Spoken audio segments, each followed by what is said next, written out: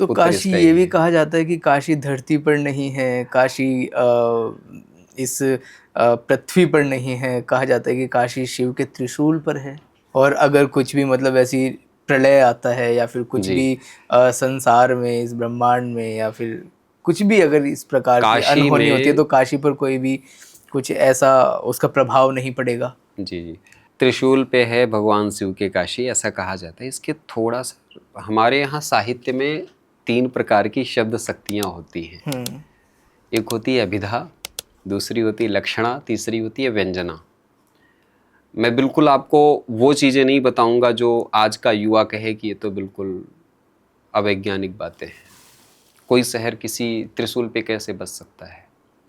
त्रिशूल का मतलब क्या है? 3 प्रकार के शूल होते हैं।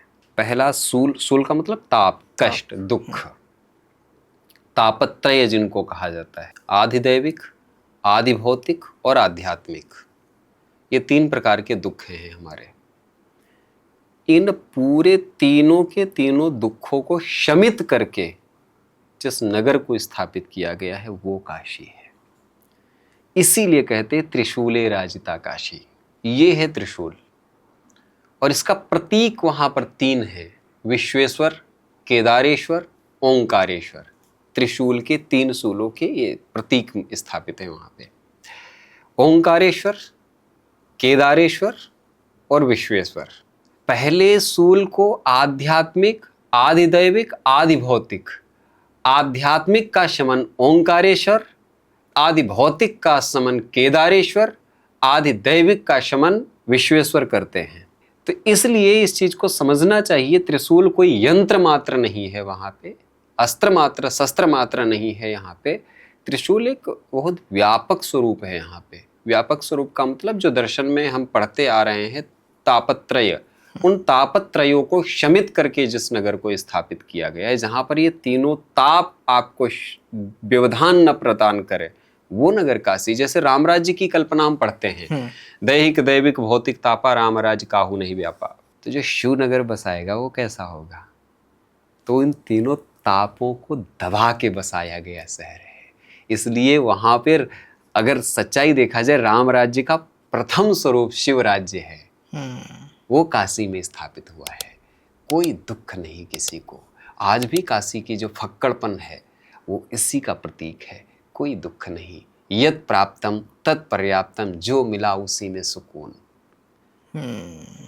इसीलिए यहाँ पर उस्ताद बिस्मिल्लाह खां जब भारत रत्न मिला और उसके बाद जब वो बीमार हुए, बहुत ज़्यादा दिल्ली में भर्ती थे, उनसे कहा गया कि यहीं रहो, दिल्ली में इलाज कराओ।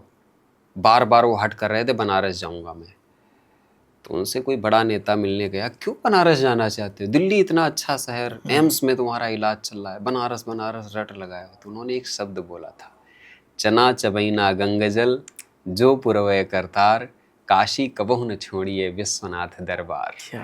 तो क्या आप समझ सकते हैं, जो इस त्याग की पराकाष्ठा का नगर हो, जहां तापत्रय परेशान ही ना करते हों, उस नगरी को काशी कहते हैं। इसलिए उसको त्रिशूल पर बसी नगरी कहा जाता है।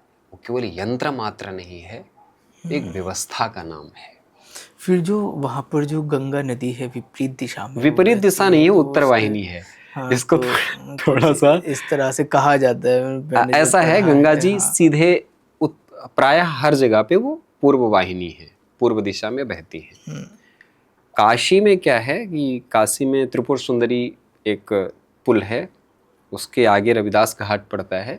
वहां से गंगा जी उत्तर वाहिनी हो गई है, और वो उत्तर वाहिनी होकर के फिर ये जब वरुणा का संगम हो जाता है, फिर धीरे से पूर्व वाहिनी हो जाती है। तो उत्तर वाहिनी काशी में हो रही है गंगा। तो जहां जहां नदी उत्तर वाहिनी होती है वो शिव का सबसे प्रिय स्थल माना जाता है। तो काशी सबसे प्रिय स्थल है शिव जी का, क्योंकि गंगा जी वहां उत्तर वाहिनी है। अच्छा, एक चीज़ और है कि काशी में अक्सर लोग ये सुना है कि काशी में मोक्ष की प्राप्ति का तो वहाँ पर है ही जी। कि मोक्ष की प्राप्ति होती है। तो सुना है कि वहाँ पर कुछ ऐसी धर्मशालाएं हैं जिनमें लोग जा कर के रहते हैं और अपनी मतलब सुसाइड कर लेते हैं वहाँ पर जाके नहीं, सुसाइड के केस नहीं आते हैं। मोक्ष प्राप्ति के लिए सुसाइड के केस तो नहीं आते हैं, मैं भी रहा हूँ, अभी तक रह ही रहा हूँ काशी में।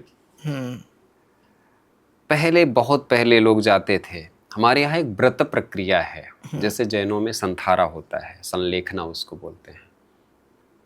संधारा में क्या होता है, जल अन्न सब कुछ छोड़ दिया जाता है और ईश्वर का चिंतन करते हुए अपना शरीर छोड़ दिया जाए, प्राणांत कर लिया जाए, तो उसको संधारा कहते हैं। और हमारे यहाँ इसको शिव सायुज्य प्राप्ति का एक मार्ग बताया गया है। काशी में गए तो पवित्र विधि होती है, प्रतिदिन गंगा स्नान करें, विश्वनाथ जी के दर्शन करें और शिव नाम स्मरण करें। इस तरीके से रहते हुए काशी में शरीर का त्याग हो जाए। तो इस तरीके से कुछ वहाँ पे प्राचीन का बहुत पहले से धर्मशालाएं बनाई गई थी। तो लोग जाते हैं, रहते हैं, अभी भी कई धर्मशालाएं काम कर रही हैं ऐसा। तो ऐसा कि वहाँ पे आत्महत्या कर लेते, ऐसा नहीं है और ऐसा करना भी नहीं चाहिए। अगर कोई सोचता है कि मैं किसी नगर में जाके आत्महत्या कर लूँगा, मोक्ष मिल जाएगा, आत्महत्या से मोक्ष नहीं मिलता, कभी नहीं मिलता। चाहे आप काशी में मरे, चाहे कहीं भी मरे, आत्महत्या होती है। तो आत्महत्या मोक्ष का मार्ग है ही नहीं। जो पवित्र प्रक्रिया है, आपको त्याग करना है, जल अन्न का त्याग कर दीजिए। आप व्रत करते हुए शरीर को संचालित करिए। जब तक ईश्वर ने आपको श्वासें दे रखी हैं, उन श्वासों का सदुपयोग करिए। अगर आपने ईश्वर की प्रक्रिया के विपरीत जाकर के कोई कार्य किया है, तो इसका मतलब आप ईश्वर के कानून पर भरोसा नहीं कर रहे हैं। और अगर आप ईश्वर के कानून पर भरोसा नहीं करेंगे, उसको तोड़ेंगे, तो ईश्वर दंडित करेगा। सीधी सरल बात है। यहाँ पर भी ट्रैफिक रूल तोड़ देने पे पुलिस उठा ले जाती है। तो ईश्वर के आप रूल तोड़ोगे, ईश्वर के रूल तोड़ोगे तो ईश्वर तुमको क्या करेगा फिर। इसलिए जो नियम बनाए गए हैं, आपको जीवन दिया प्रभु ने, उसको ठीक से जियो। तो आत्महत्या का विचार भी नहीं आना चाहिए। अच्छा, जैसे आप हम मोक्ष की और इन सब चीज़ों की बातें करते हैं, हम आम जीवन में रोज़ाना न जाने कितनी बार एक तरीके से अच्छे कर्म बुरे कर्मों की बात करते हैं कि अगर हम अच्छा कर्म करेंगे तो हम स्वर्ग में जाएंगे, हम बुरे कर्म करेंगे तो नर्क में हमको ईश्वर भेज देंगे। जी, तो जी। ये स्वर्ग नर्क की क्या प्रक्रिया, एक बार इसके बारे में थोड़ा सा बताइए, क्या है स्वर्ग नर्क जैसा उल्लेख हमारे यहाँ है। तो जब हम अपने शास्त्र पढ़ते हैं, खासकर वेदांत इत्यादि देखते हैं, तो एक सांख्य दर्शन हमारा सबसे प्राचीन दर्शन है। इसका कपिल मुनि जी ने प्रणयन किया है। इसी पे एक विचार प्रस्तुत किया है ईश्वर कृष्ण ने, एक पुस्तक लिखी है सांख्यकारिका, और इसी को आचार्य शंकर ने सबसे प्रामाणिक माना है। उसमें स्वर्ग नर्क ऊर्ध्वलोक अधोलोक की जो प्रक्रिया बताई गई है, वो इस लोक में ही बताई गई, इस जीवन में ही बताई गई है। इसी तरह की और शॉर्ट क्लिप देखने के लिए चैनल को अभी सब्सक्राइब करें।